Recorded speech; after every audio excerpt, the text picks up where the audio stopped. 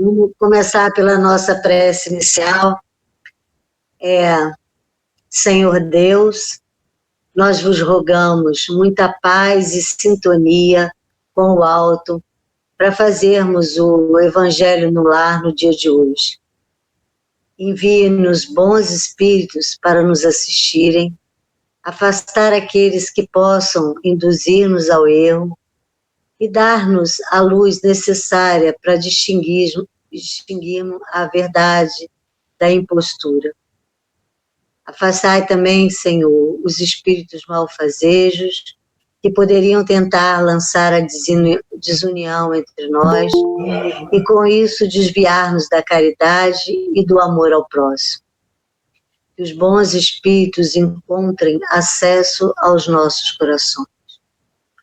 Bons espíritos que vos dignai-vos a assistir-nos, tornar-vos dóceis aos vossos conselhos, afastai-nos de todo pensamento de egoísmo, de orgulho, de inveja e de ciúmes, inspirai-nos a indulgência e a benevolência para com os nossos semelhantes, presentes ou ausentes, amigos ou inimigos, que pelos sentimentos que nos animam, possamos reconhecer a vossa salutar influência. Pedimos especialmente aos nossos guias espirituais para nos assistirem e velarem por nós. Que assim seja. Bom, eu vou ler um capítulo, mais um capítulo de Jesus no Lar, né? É o capítulo 4, que chama A Lição da Semente. Nesse texto, o reino divino é comparado a uma semente minúscula. É um texto muito interessante e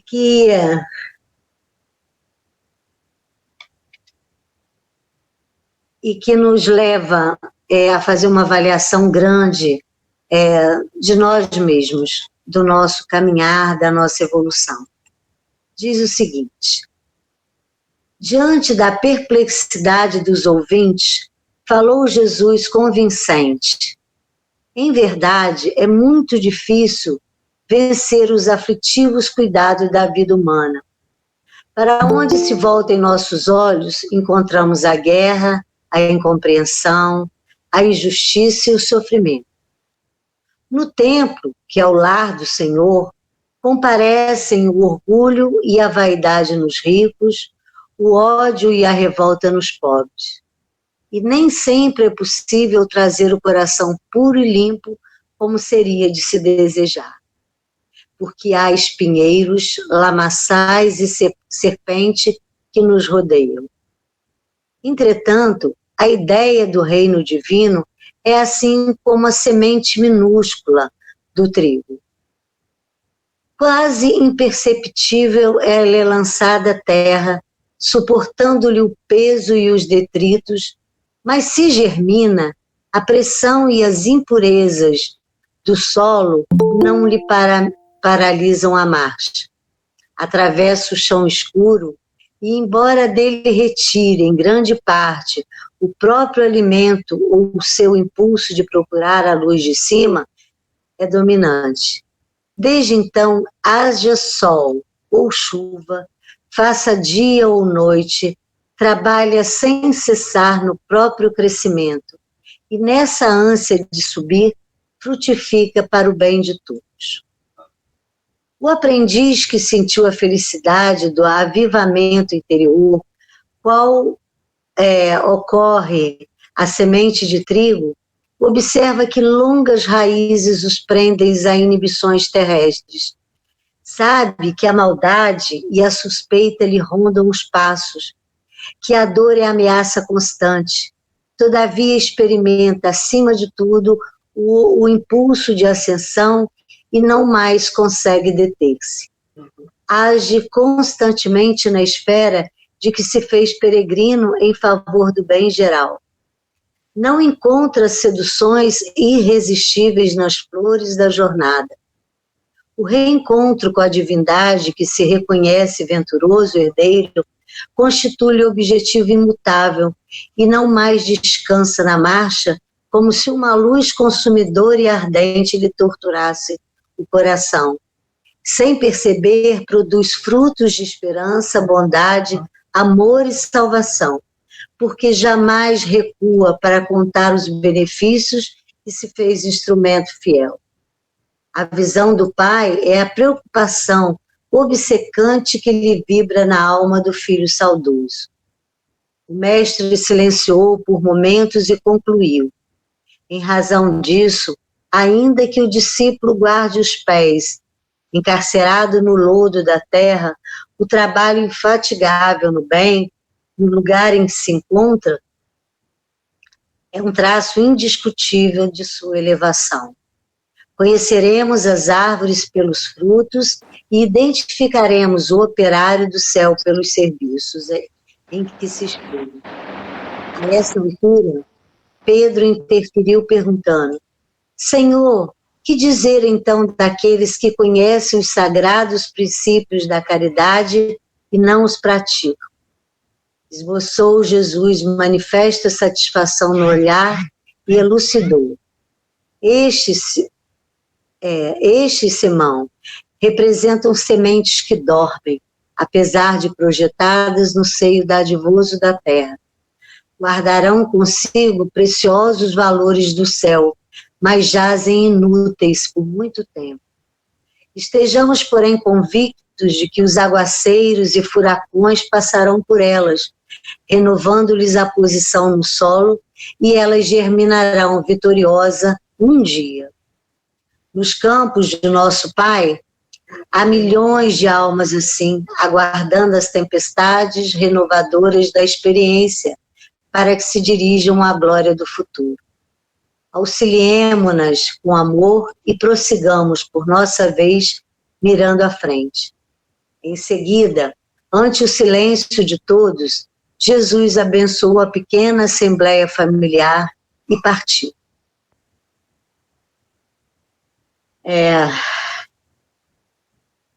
Uma bela lição, né?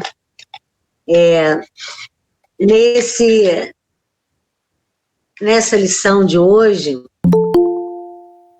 ele fala que o trabalho infatigável no bem, ele é um traço indiscutível de elevação, né? Para que sejamos homens de bem, nós devemos cumprir a lei de justiça, de amor e caridade na sua maior pureza, né? Todo bem que fazemos nos aproxima do Senhor. Se for grande o empenho, nesse sentido, estaremos nos transformando num homem de bem. Consciente das suas responsabilidades. Então, a gente tem que buscar o quê? A maturidade, que é a condição que se alça quando o espírito alcança a consciência da própria independência e da responsabilidade para consigo e para com o próximo. Então, a gente tem aí uma comparação da semente. O que a semente precisa? Né? Ela precisa estar num solo fértil, né? Ela precisa de água, de luz, né? De chuva, né? De calor, para que ela floresça, né? Para que ela germine. E nós também precisamos disso. Muitas vezes a gente deixa para depois, ou acha que não tem necessidade, que daqui a pouco eu faço isso, né, depois eu faço, e na verdade a gente vai ficando para trás, né?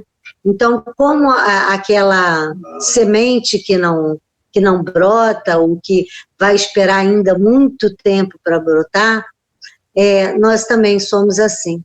Quando a gente deixa para depois, quando a gente não reconhece, quando a gente não... Às vezes até você tem conhecimento, mas você acha que não tem que fazer, né?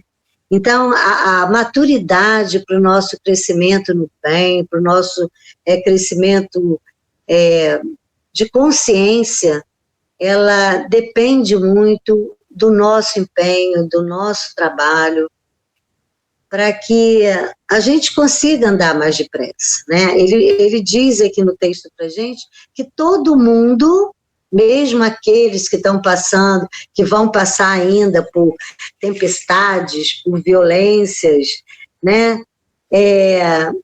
Eles um dia vão conseguir enxergar. Peraí, Fernando.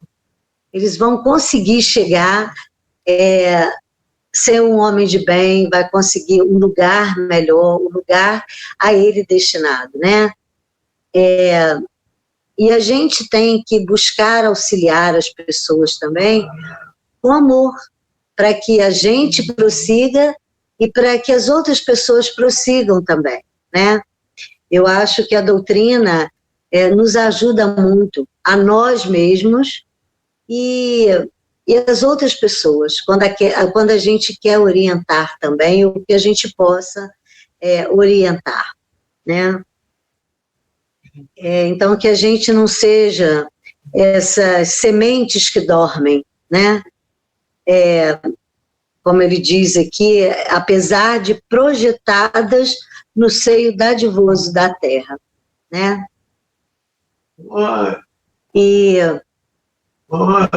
alguém quer falar alguma coisa mais?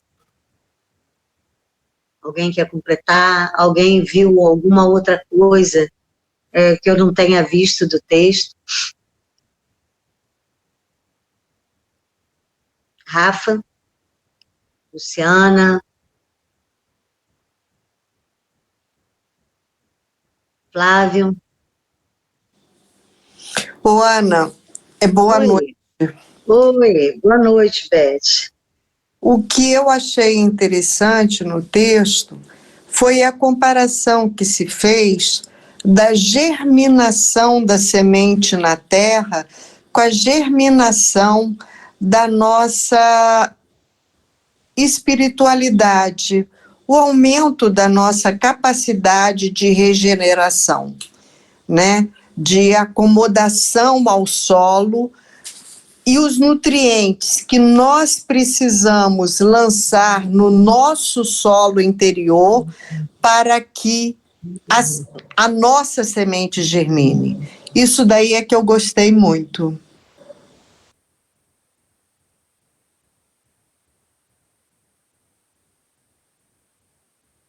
Mais alguém?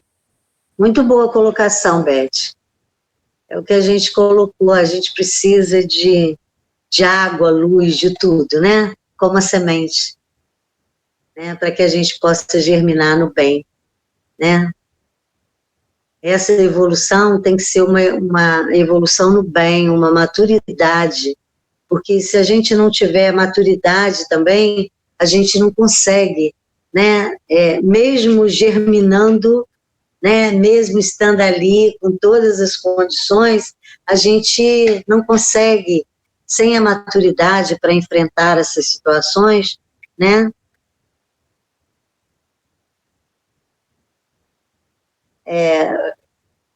Eu acho assim que a maturidade a gente tem que desenvolvê-la a cada dia, né? De acordo com as experiências que são impostas para nós pela vida, né? Muitas vezes você tem que amadurecer a força também, né? Assim, então eu vejo muito uma questão de quando você tem maturidade, você também compreende a noção de responsabilidade, de inteligência, de liderança, né? De consciência, de senso de propósitos, não é isso? Aí, com isso, a gente vai tendo condições, ou capacidade, digamos assim, de fazer escolhas mais adequadas, tanto para nós, quanto muitas vezes para os outros, né? Não sei se vocês concordam comigo. Então, eu acho que a gente tem que estar maduro, digamos assim, para a gente enfrentar, né, os desafios da nossa existência sem fugir das nossas responsabilidades. E as situações que nos são colocadas, muitas vezes, são para exatamente nos testar essa capacidade de amadurecimento, da germinação das sementes, né? Muitas vezes a gente ainda tem, digamos assim, atitudes infantis, né? E a gente precisa ter atitudes assim mais maduras diante da vida, né? Para que a gente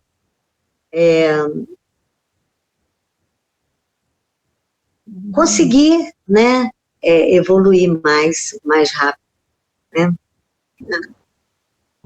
Tá bom, eu agradeço a presença de todos, que Deus nos abençoe. E agora eu deixo a cargo do Rafael um capítulo 12, não é isso? 12º? Não, é Bosque das Águas ainda, né? Ah, nós estamos nas águas, tá.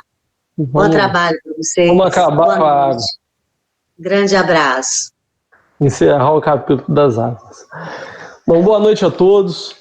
É uma alegria muito grande a gente poder se reunir novamente, que Jesus possa nos abençoar, que os mentores espirituais, que André Luiz, que é o patrono dessa obra, possa nos intuir e que nós possamos ter os pensamentos alinhados com Kardec, com André Luiz, com os mentores espirituais que nos guarnecem, Maria Dolores, nossa mentora. A quem está chegando pela primeira vez, a gente dá uma boa noite. Aos amigos que eu não vejo há algum tempo, outro boa noite. Estou vendo Dona Ieda ali. E eu quero trazer novamente o trecho final do capítulo no Bosque das Águas, para a gente conversar um pouco sobre ele e tentar esclarecer de uma forma, ainda que ligeira, mas de uma forma definitiva esse capítulo. Então vou fazer uma leitura rápida e depois a gente vai partir direto para as explicações. Deixa eu achar aqui onde é que está o capítulo Nosso Lar. Bom, gente, eu vou fazer a leitura, tá aqui.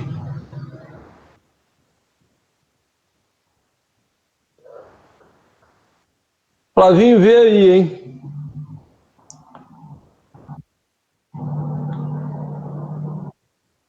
Meu Deus. Tá bom, foi. Olha lá.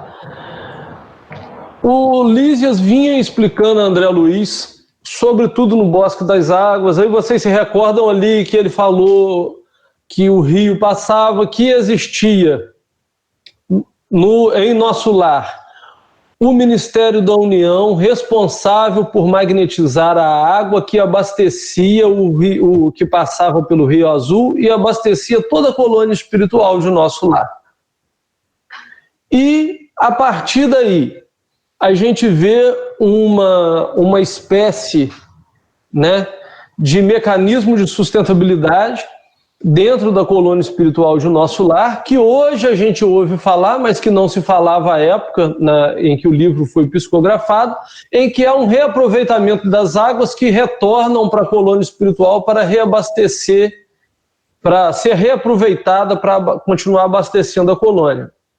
Bom, a partir daí, a gente vê o André Luiz embevecido com as explicações e o Lísias vai arrematar a explicação dizendo o seguinte: o homem, André, é desatento há muitos séculos. O mar equilibra-lhe a moradia planetária. O elemento aquoso fornece-lhe o corpo físico. A chuva dá-lhe o pão. O rio organiza-lhe a cidade. A presença da água oferece-lhe bênção do lar e do serviço. Entretanto, ele sempre se julga o absoluto dominador do mundo, esquecendo que é filho do Altíssimo antes de qualquer consideração. Virá tempo, contudo, André Luiz, em que copiará nossos serviços, encarecendo a importância dessa dádiva do Senhor. Compreenderá, então, que a água, como fluido criador, absorve em cada lar as características mentais de seus moradores. A água no mundo não somente carrega resíduos dos corpos, mas também as expressões de nossa vida mental. Será nociva nas mãos perversas, útil nas mãos generosas, e quando em movimento, sua corrente não só espalhará a bênção de vida, mas constituirá igualmente um veículo da providência divina, absorvendo amarguras, ódios e ansiedades dos homens, levando-lhes a casa material e purificando-lhes a atmosfera íntima. Calou-se o interlocutor em atitude reverente, enquanto meus olhos fixavam a corrente tranquila do Rio Azul, a despertar-lhe sublimes pensamentos. Então a gente volta aqui para a gente perceber o seguinte. Primeiro, o André Luiz começa a trabalhar ali dentro do mecanismo de nosso lar as duas visões que a gente tem sobre a água. A visão espiritual e a visão do mundo material. Em ambos os casos, o espírito de Lísias vai dizer para nós que o homem carece de conhecimento e que deveríamos dar mais importância à água. Veja que, do ponto de vista material, a gente vê que de 1940 para cá, olha como a visão do homem já mudou sobre a água. Mas vamos fixar aí e vamos trazer conclusões a respeito da água da colônia espiritual. A gente começou falando o seguinte na semana passada. Primeira coisa eu trouxe aqui a provocação, falando de Zíbia Gasparetto, falando de Carlos Bacelli, que são nomes, muitas vezes, que as pessoas gostam de rejeitar dentro do meio espírita, e que a doutrina espírita, o Kardec, em momento nenhum convida a censura. O Kardec, em nenhum momento, convida você a lançar anátema sobre o outro. Ele convida, sim, você a não permitir desvios doutrinários, né? Mas ele fornece as bases para que a gente tire as nossas conclusões. Por que eu falei do Bacelli? Porque o espírito Inácio Ferreira, através da psicografia do Carlos Bacelli, ele traz algumas indagações muito interessantes em uma obra específica que vai trabalhar justamente os seguintes questionamentos. Poxa, se tem rio, qual é a nascente do rio? Existe esse mecanismo de sustentabilidade dentro de nosso lar? Existe uma casa de banho, então os espíritos precisariam tomar banho? A água também seria utilizada para isso? Então, no final das contas, vamos fixar algumas situações para a gente começar a entender o seguinte: existe água no plano espiritual? E para a gente entender isso, a gente tem muitas pessoas recém-chegadas aí, a gente tem que começar a entender o Livro dos Espíritos, entender a base da doutrina espírita para chegar a esse ponto de ler a obra Nosso Lar. E eu começo ali, a partir da questão 22, por ali, do Livro dos Espíritos, a gente vai ver o seguinte: existe matéria e existe espírito. E aí os espíritos respondem a Kardec: sim, existe o elemento material e existe o elemento espiritual, e acima dos dois, Deus. Então a gente pode ter aí a imagem de um triângulo em que eu tenho Deus na parte superior e na base, matéria e espírito.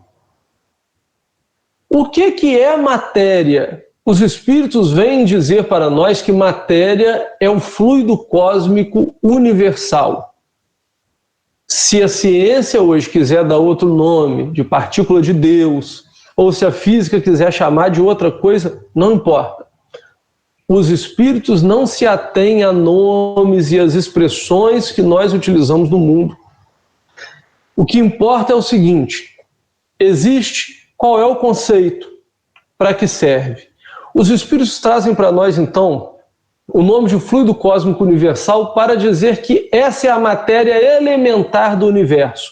Deus criou o fluido cósmico universal e ele, ao ser criado, ele é criado na máxima pureza.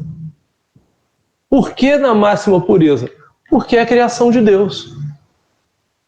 Então, como é que funciona essa máxima pureza? Não sei, nós não temos a capacidade de entender, e os espíritos que psicografam, na maioria das vezes, não têm capacidade também de entender. Nós estamos falando de uma pureza próxima da divindade. Ou melhor, que emana de Deus, da divindade. Então, não vamos ficar aí divagando sobre isso. Vamos entender o seguinte: o fluido cósmico universal é o elemento primordial que vai derivar todas as matérias. E o que isso quer dizer?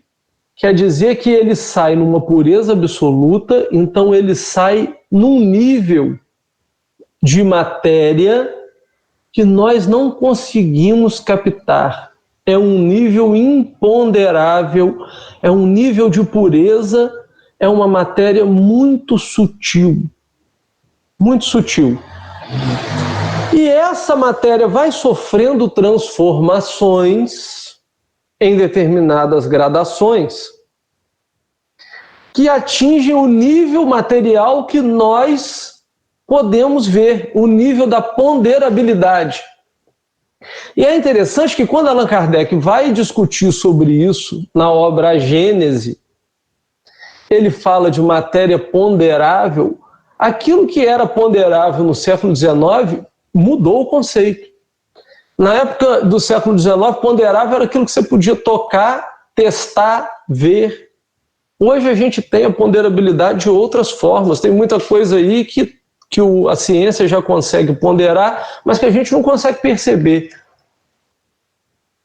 Então veja, o que importa é a gente saber que existe um fluido elementar chamado fluido cósmico universal e que esse fluido é capaz de sofrer variações. Deus deu o elemento, deu a matéria-prima para que o Espírito e os seus mensageiros pudessem criar todas as variações desse fluido que fossem possíveis, inclusive o nosso corpo físico e o nosso corpo perispiritual.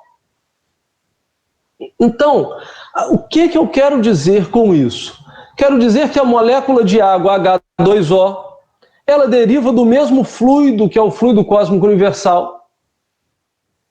Porém, a água no plano espiritual, ela está em outra dimensão, em outra densidade, ela é imponderável, ela é formada através de outros mecanismos que, no plano que regem o mundo espiritual.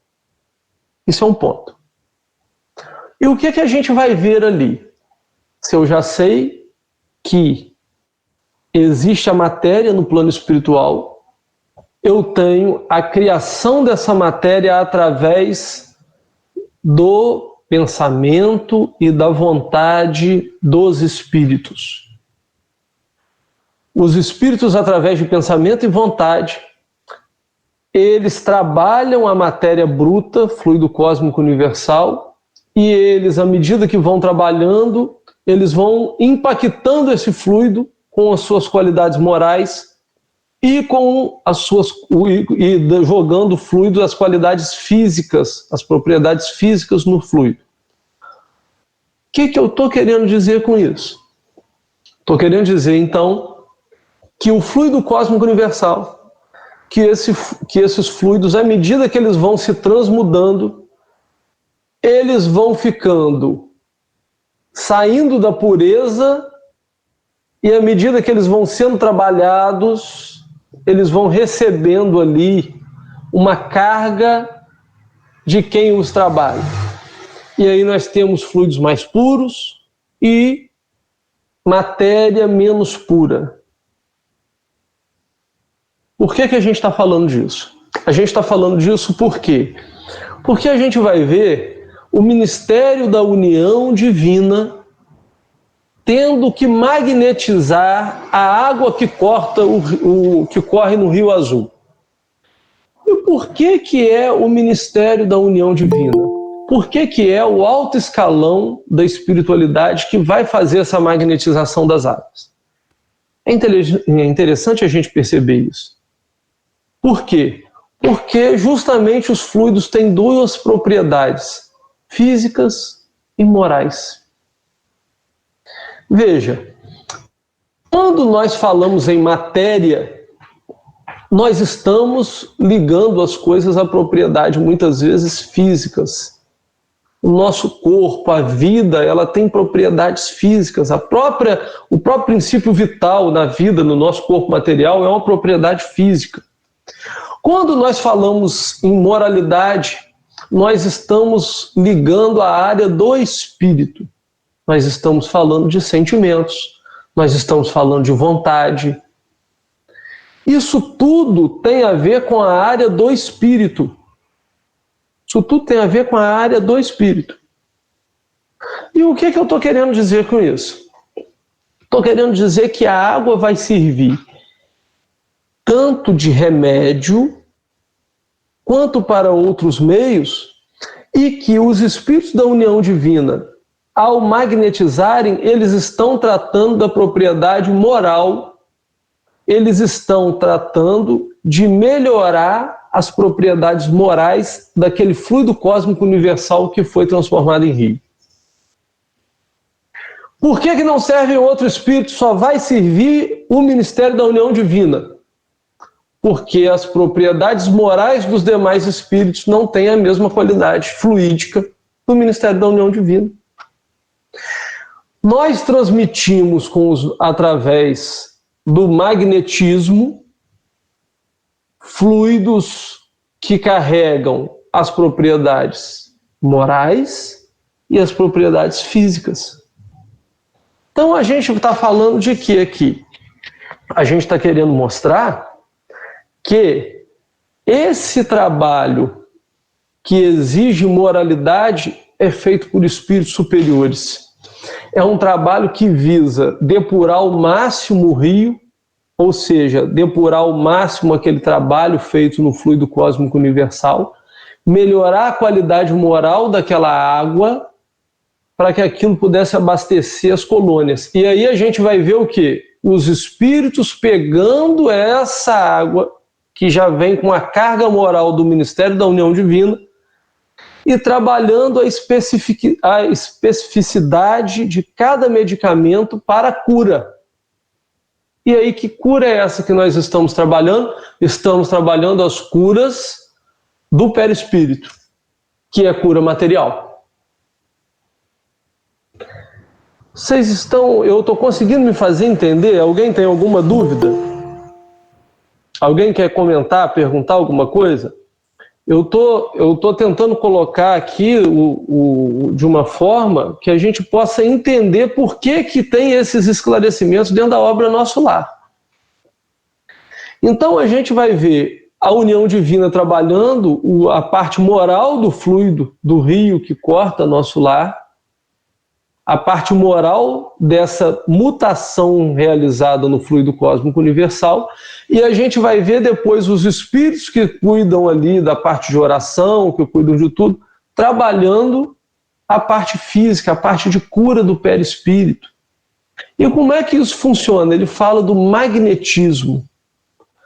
Pouca gente estuda o magnetismo de forma adequada dentro da doutrina espírita.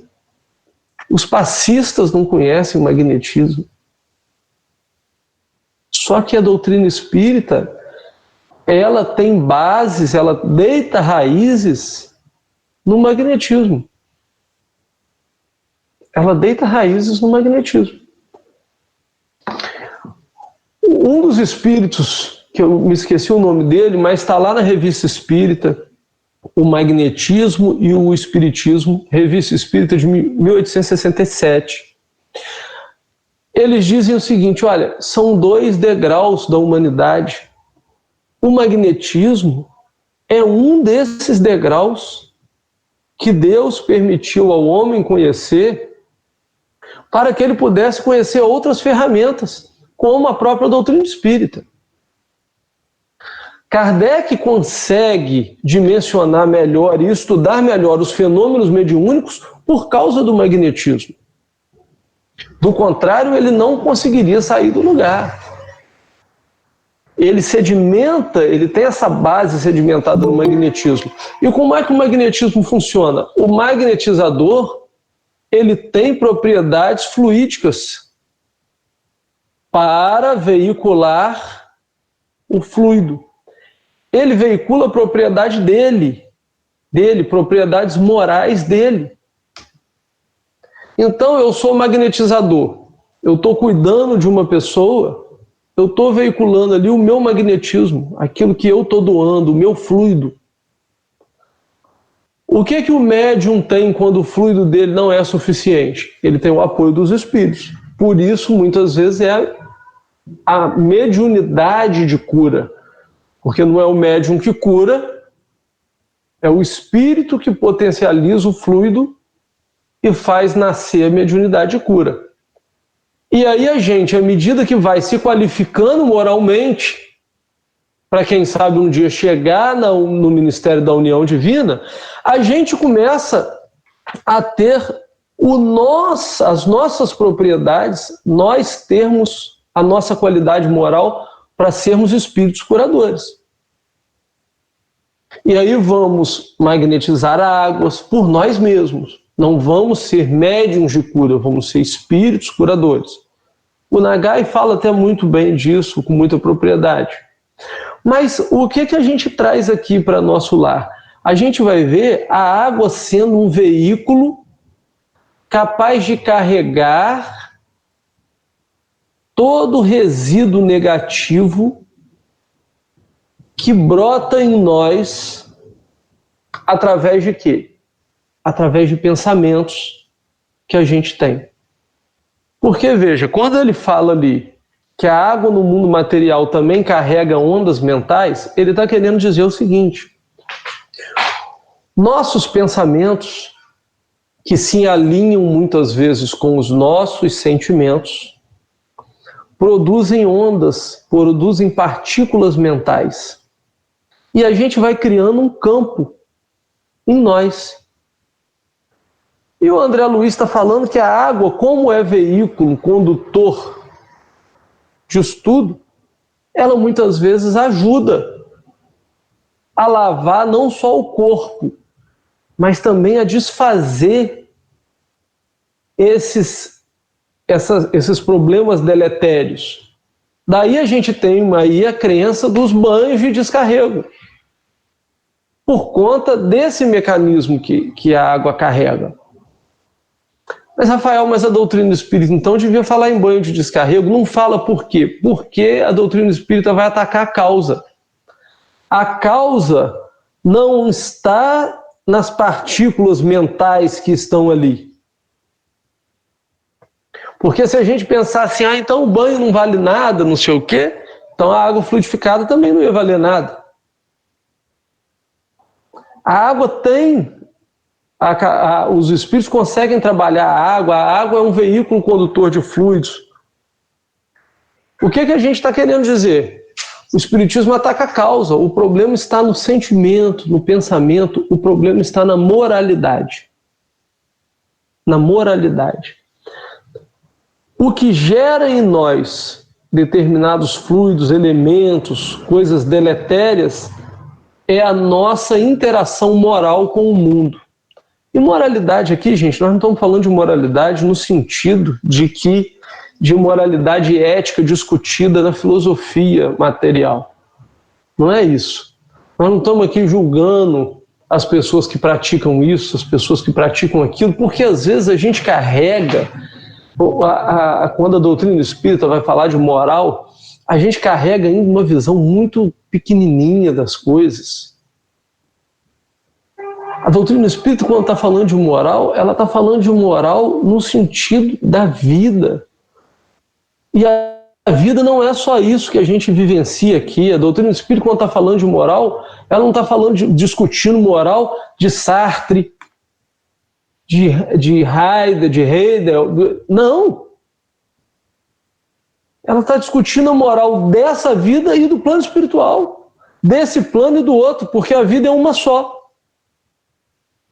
E muitas vezes a gente vê aí as palestras citando filósofos, e hoje em dia, se for para citar filósofo, é muito melhor você ouvir o Leandro Carnal do que você ouvir a palestra espírita. Por isso, justamente por isso, que a gente vê os filósofos lotando os estúdios muito mais do que os centros espíritas. Porque o espiritismo muitas vezes, os espíritos muitas vezes estão falando da moral do ponto de vista material e não do ponto de vista espírita. Então a gente, quando fala de propriedades morais, nós estamos falando de sentimentos que os espíritos carregam.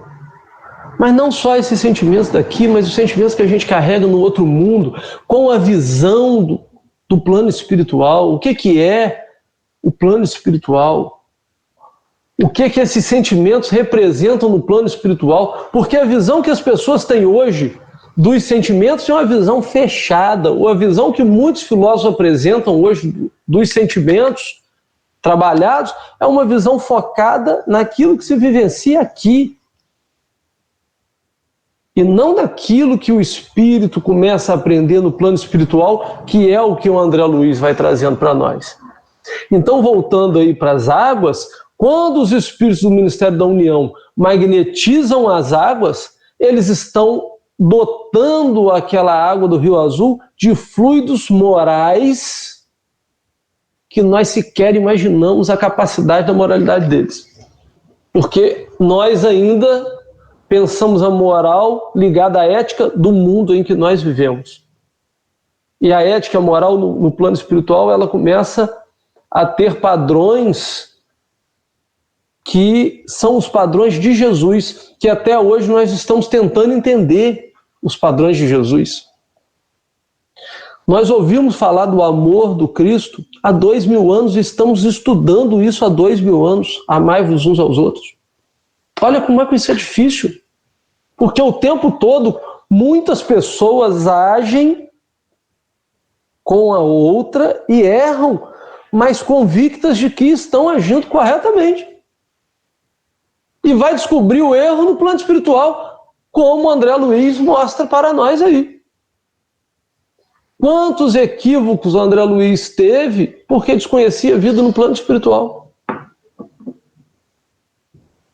É isso que a doutrina espírita vem trazer para nós. Então, o que importa não é essa questão, porque tem a água. A água é uma mudança. A água que tem no plano espiritual é uma mutação do fluido cósmico universal, que fica para nós a lição de quê? De que existe uma possibilidade de nós modificarmos a matéria e ela pode ser mais pura ou menos pura de acordo com a transformação, de acordo com quem a modifica.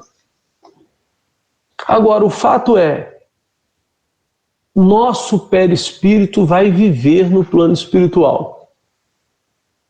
E se eu chego no plano espiritual precisando de um rio azul, precisando ainda de água como medicamento, de água para curar o meu perispírito, eu preciso entender o que interage com o meu perispírito. Eu preciso entender essas coisas. E aí eu preciso estudar a propriedade do perispírito, coisa que a doutrina espírita precisa entender melhor, o passista precisa entender melhor, o médium precisa entender melhor para poder trabalhar, porque isso não é coisa só de médium também não. Isso é uma coisa que faz parte da nossa formação. O perispírito, ele integra a nossa formação, porque nós não somos apenas corpo, nós somos corpo, perispírito e espírito. Então, se eu vivo aqui no plano material, eu não vivo desprovido de perispírito. Eu vou deixar para estudar perispírito quando eu chegar no plano espiritual, vou deixar para entender como é que funciona essa interação com o meu perispírito lá no plano espiritual. Não, essa interação ela já existe aqui, ela está acontecendo agora, e a gente muitas vezes não quer entender. E a prova disso é quando André Luiz vai chamar a atenção para o mecanismo que a água tem no nosso corpo, nos fluidos. Porque isso tudo que a gente pensa e que nos rodeia, interage muito com o nosso perispírito, com o nosso corpo perispiritual. Então, a gente começa a perceber aí que nós precisamos ter uma base muito sólida da doutrina espírita para estudar e entender o alcance das coisas que André Luiz começa a trazer para nós. Por quê? Porque quando eu percebo que existem essas propriedades, mas que essas propriedades fluídicas, e que o meu pensamento ele gera ondas e cria partículas mentais, eu começo a tomar conta daquilo que eu penso. Quando eu começo a perceber que a água que lava o meu lar, ela também está limpando muitas vezes energias, eu começo a ter que tomar conta daquilo que eu falo dentro da minha casa. Dos assuntos que eu trato dentro do meu lar, se são saudáveis ou não. Eu começo a perceber o tipo de festa que eu dou dentro da minha casa, se eles são saudáveis ou não. São saudáveis ou não são saudáveis? As minhas festas, elas terminam bem, terminam mal? Eu convido sempre as pessoas só para os comes e bebes com álcool e nunca para outras coisas mais sérias. Entende? Isso tudo gera fluidos que ficam impregnados no ambiente e que a água muitas vezes ajuda a tirar.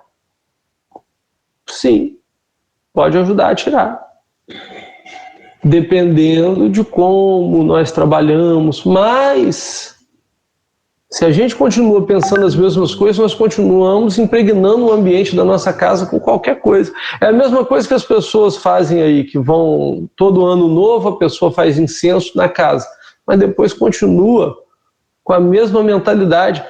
O que acontece? Se você tinha alguma coisa ali de negativo, foi porque você levou aquilo para lá. Se você continuar com o seu modus operandi, com o seu negativismo, você continua levando as coisas para lá, as mesmas coisas. E aí você vai ficar sempre enxugando gelo. Porque eu estou sempre querendo usar algo externo para poder limpar a casa, mas quem suja a casa sou eu. Então, veja, nós precisamos cuidar de nós.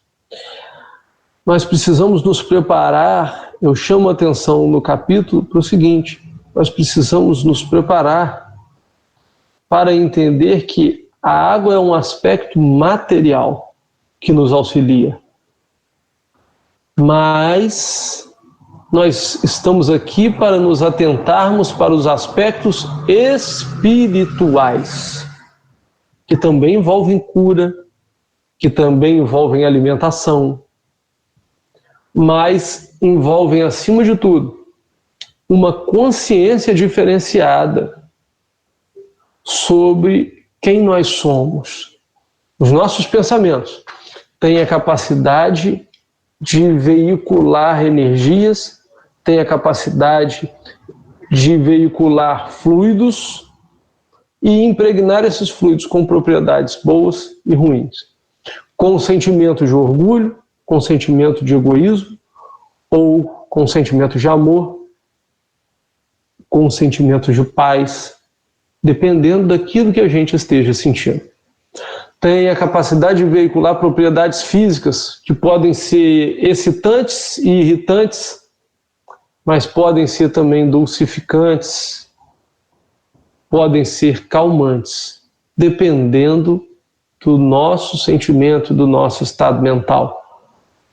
Então, meus irmãos, o que nós precisamos compreender é que Deus deu um elemento, fluido cósmico universal, que nos permeia. Tudo está em tudo.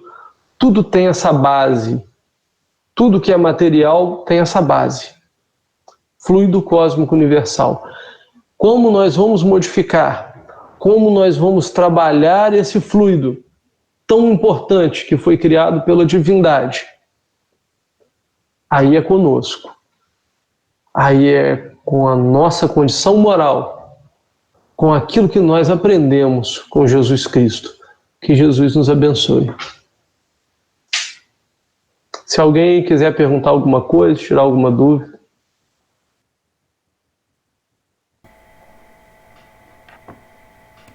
Rafael, como você falou aí, a água, pelo que eu entendi, é um excelente, vamos dizer assim, um condutor. Mas como tudo deriva do fluido, tudo, não só a água, para a gente poder entender. O Chico tem um caso que ele conta uma banana na casa, né? Por exemplo, tem lá o caso, né, do médico lá do nosso... conta aquela história que ele não tinha o dinheiro para comprar o remédio, uma bezerra, rasgou o papel. Quer dizer, foi fluido dele ali, naquele papelzinho que ele picou. Foi o amor dele ali, né? A água é o melhor condutor, mas em tudo, na realidade, né? A gente consegue imprimir, pelo que eu entendi, né? Não só, né? Pelo que eu entendi, é isso. Sim, Flávio. O André Luiz destaca a importância da água na limpeza do campo energético também, por ela ser um veículo condutor. Mas olha só, se eu estiver trabalhando com a água e estiver ali pensando um monte de besteira, fazendo um monte de besteira, não adianta nada. Então, na verdade, o que importa para nós é a gente entender que nós temos mecanismos de limpeza, que nós temos mecanismos de materiais para o mundo, mas tudo só funciona de acordo com a nossa vontade. Eu vou dar um exemplo. O que cura o doente? É o fluido ou a vontade do espírito e a vontade do médium e a vontade de quem seja quem for, que quer curá-lo, que quer curar o paciente, de assim o fazer. É a vontade que age. É a vontade e aliada à vontade. Qual o sentimento que está movendo a pessoa? Porque em todo trabalho, em qualquer trabalho que se realize, você tem vontade, pensamento e sentimento. É um tripé que o espírito tem: vontade, pensamento e sentimento. Então, se eu tenho uma vontade de fazer uma coisa, obviamente eu pensei nessa coisa, eu pensei na coisa, mas manifestei a minha vontade, ou seja, coloquei o elemento volitivo para trabalhar. Estou fazendo com qual sentimento? O sentimento vai cuidar da propriedade das energias que serão trabalhadas ali. É isso mesmo, perfeito. Eu quis só trazer um exemplo para cá. E o Chico, dentro do exemplo que você trouxe, o Chico, ele trabalhava muito isso. Ele colocava a vontade dele, o sentimento dele, em tudo. Em tudo. Não, sim, entendeu? Eu só trouxe a questão para a gente observar, quando você falou ali da festa, de observar nossos pensamentos dentro de casa. É em tudo, na alimentação, na hora que eu vou fazer um almoço, qual é o sentimento que eu estou ali? A água é o melhor condutor, no caso ali do livro, mas está em tudo.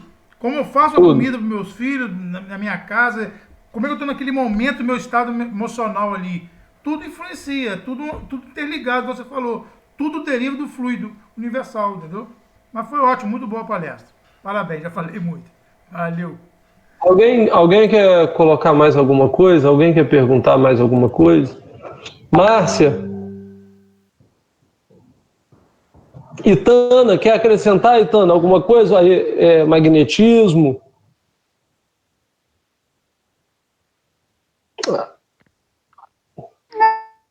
Rafael, acho que você falou tudo já, né? Mas é por aí mesmo. Eu acho que quando Jesus fala aí de curar, e fala que o amor, né, e a caridade é a única maneira que a gente tem para evoluir e crescer, é pensando no magnetismo, né? Porque o magnetismo é justamente a transmissão de fluidos positivos, fluidos amorosos, fluidos vivificantes, né? E quando a gente consegue emanar esses fluidos de uma maneira mais pura, mais amorosa, a gente está curando as pessoas, está curando o planeta, está curando tudo que está à volta da gente, né? Os animais, as plantas, a gente está dando vida, a gente está co-criando junto com Deus, né? Criando uma nova realidade. Por isso que Jesus fala, eu acho que o magnetismo tem muito a ver com as bem-aventuranças, né? De você ser misericordioso, de você ser pacífico, de você ser... Isso tudo é o magnetismo, né? É você influenciar, né? Você emanar o fluido mais puro possível dentro das suas possibilidades, obviamente, né? Cada um vai evoluindo conforme consegue. E quando ele emana quando ele tem o desejo, né, de evoluir, porque a evolução não é feita sem esforço, não é feita sem luta, sem dificuldades, mas a partir do momento que você vai se esforçando, né, que você vai lutando por isso, os seus fluidos também vão se aperfeiçoando e você vai conseguindo criar coisas melhores, né? Você vai conseguindo até curar, né? Curar as pessoas. E a água é um elemento como o outro qualquer que a gente usa como remédio, né? E tem todo um simbolismo, né, na nossa cultura de limpeza, né? De que você se lava, de que você se limpa, que você tira as impurezas. Eu acho que ele é muito mais simbólico até do que material. E eu me lembro, tem uma história muito bonita, que eu tenho um filho que teve um dia, ele me contou que ele estava assim, com problemas, com preocupações, e ele foi para o banheiro, foi tomar banho, e ele rezou, começou a rezar, começou a conversar com Deus, que nem ele fala.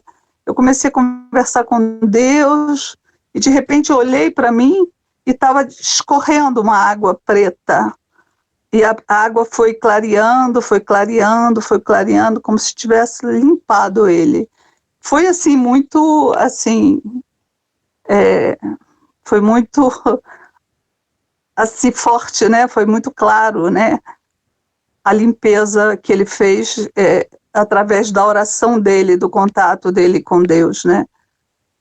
E quando você fala da água, eu me lembro, isso sempre me lembra muito esse testemunho dele, né? Dele ter falado sobre isso. Isso se materializou, né? Isso assim foi uma coisa real a ponto dele ver, né? E é isso. A limpeza, a purificação pode ser feita através da água, mas pode ser feita através do ar, através da terra, através do fogo. O fogo também purifica, né? A terra também absorve as energias. Tudo depende do teor da energia, né? Da materialidade da energia. Talvez seja isso, porque o sopro, a palavra, o pensamento, né? Modifica as coisas, né? E é importante a gente entender, eu acho acho que o mais importante é de entender que todas as nossas ações, não só ações físicas, quanto os pensamentos, que também são físicos, né? Porque tudo é matéria, porque se tudo vem do fluido universal, tudo é matéria. Em gradações diferenciadas, mas tudo é matéria. Então, a importância que a gente tem que tem da gente ver, perceber que as coisas que a gente fala têm importância, elas estão gerando uma energia, elas estão criando coisas, né, que se tornam físicas, que se tornam palpáveis, né, que criam. E a gente pode criar, através dessas palavras, coisas boas, né? A gente pode curar pessoas, a gente pode, como Jesus falava, que se a gente realmente acreditar, né, a gente é capaz de fazer. Mas a gente, além de acreditar, a gente tem que entender, conhecer a necessidade desse aprendizado, né? De entender a cada momento que o que a gente está pensando está vibrando no universo. Tudo o que a gente está falando está gerando energia, está vibrando. E estou mandando isso para as pessoas, eu estou mandando isso para a natureza, eu estou mandando isso para todas as coisas. É isso. Eu acho que eu já falei até demais.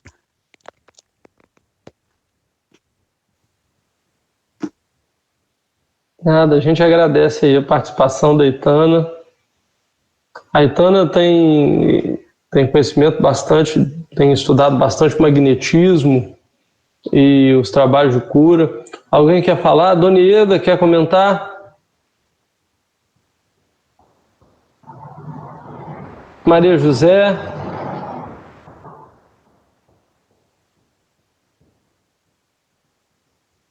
Dona Ieda, a gente não te escuta, porque o microfone está ligado. Márcia, quer comentar?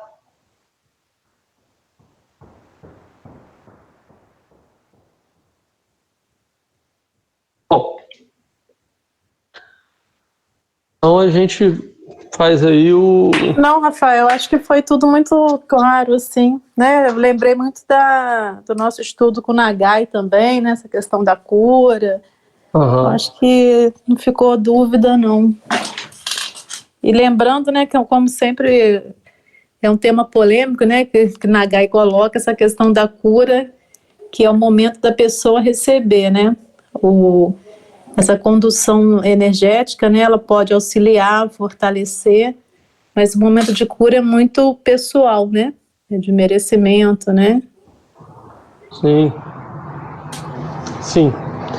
O momento de cura, a gente lembra sempre a diferença entre cura e recuperação, que a Joana de Ângeles traça Exatamente.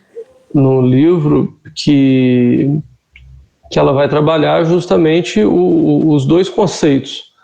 A cura é quando a pessoa está curando tudo, tanto o corpo quanto o espírito. E a recuperação é quando nós temos aí uma moratória, nós temos mais uma oportunidade para nos alinharmos, como Jesus dizia, olha, vai e não peques mais, né? Que a gente pudesse aí se alinhar. Se Deus quiser, a partir do dia 22, eu retorno para assistir o Paulo Nagai, participar com vocês. Faz falta. Dona Ieda, a gente só consegue te ouvir se abrir o microfone. Deixa eu ouvir mais quem. Sueli quer falar? A irmã do Flávio, a Luciano Padilha. Ô, Rafael, estudo de hoje ficou gravado? Ficou. Acho que não sei. Tá certo.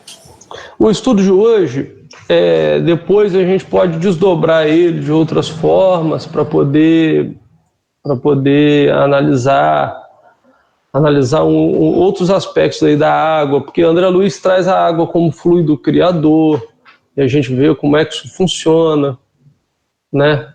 E a gente, quando lembra que o nosso organismo, ele tem quantos por cento de água? Flávio, você que sabe aí, quantos por cento de água tem o nosso organismo? Então, alguém aí também da área médica, da área de saúde. Por que a gente fala isso? Porque, olha só, se a água é um veículo condutor e o nosso organismo ele tem não sei quantos % de água, olha a atenção, olha o que o André Luiz está falando para a gente. Se eu estou veiculando energias deletérias, elementos deletérios, estou gerando isso, a água é um excelente condutor, mas para as duas coisas, tanto para o bem quanto para o mal, depende de como eu trabalho. Tanto que o André Luiz destaca no final do capítulo, a água nas mãos de pessoas perversas, ela é complicada. Então, a água do nosso corpo, né? Se a gente começa a impregnar ela de fluidos deletérios, a gente complica a nossa saúde. Alguém mais quer colocar alguma coisa?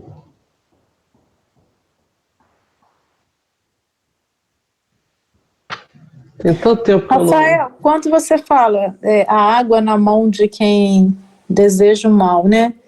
Eu não, André Luiz. André Luiz, a sua fala. Qual exemplo você daria, assim? Olha, eu não sei, mas assim, você pode veicular, se ela é um veículo de fluido, se você veicula ódio, se você veicula as coisas para o mal, ou se você movimenta as moléculas dela para criar um outro tipo de coisa, eu vejo nesse sentido, eu vejo o André Luiz pensando nesse sentido. Entendeu? Sim.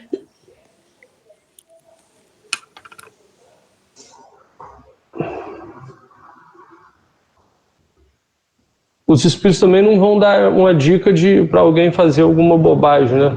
Eles devem pensar vários tipos de exemplos lá que podem ser feitos com a água, porque eles têm a capacidade de trabalhar os elementos de uma forma muito diferente de nós. Os espíritos trabalham a tabela periódica de uma forma bem diferente da gente, né? Mais alguém quer colocar alguma coisa? Zezé?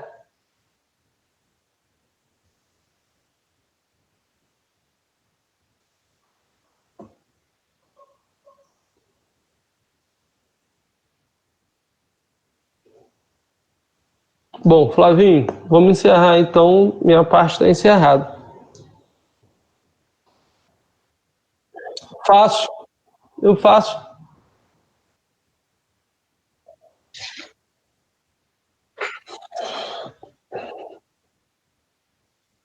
Rafael, já que a gente está falando nesse trabalho todo de condução da nossa boa vontade, né, em favor de nós e do próximo, lembra da minha sogra aí, que ela está na UTI. Hoje ela foi, tá bom? Tá. Muito fraquinha.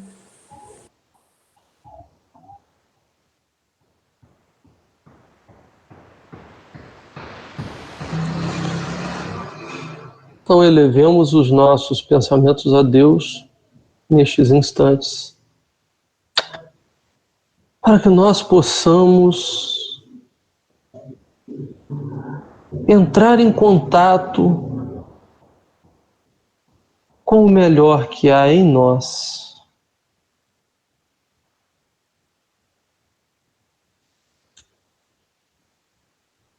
Porque se há Deus em nós, elevar os nossos pensamentos a Ti, Pai, é encontrar o melhor que habita dentro de nós. Que nós possamos nos surpreender com as nossas próprias capacidades, ao estudarmos a doutrina espírita e os ensinamentos de Allan Kardec, que nada mais fazem do que nos mostrar o tamanho das nossas potencialidades e como o Criador nos serviu com tudo aquilo que precisamos para trabalhar a nossa saúde integral, que abarca a parte física e a parte espiritual.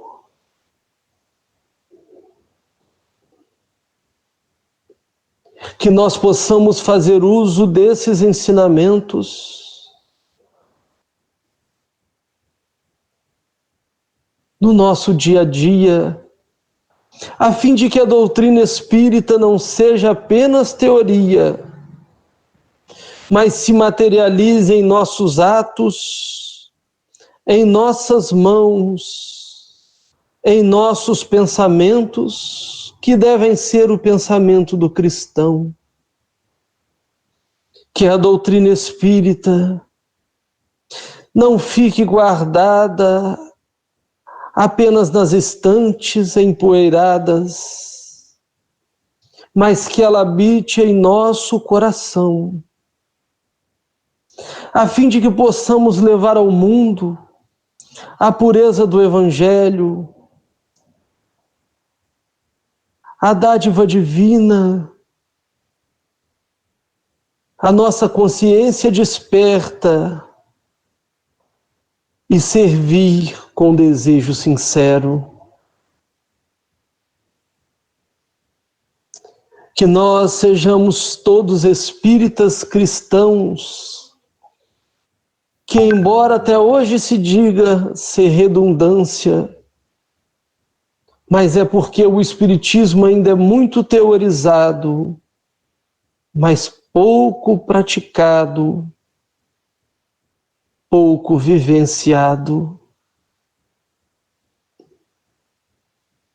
Que os mentores espirituais que dirigem o nosso movimento espírita do Brasil, do estado do Rio de Janeiro, sejam todos iluminados pelo nosso Mestre Jesus, esses dirigentes espirituais que nos amparam o trabalho e que nos esperam na retaguarda quando nós precisamos. A doutor Bezerra, ao Espírito Emmanuel, e a todos aqueles que nos guarnecem, o nosso muito obrigado, ao nosso Mestre Jesus, essa estrela imensurável que nos guia até hoje através das suas lições imorredoras. O nosso mais singelo agradecimento fica conosco e cuida de nós, hoje e sempre. Graças a Deus.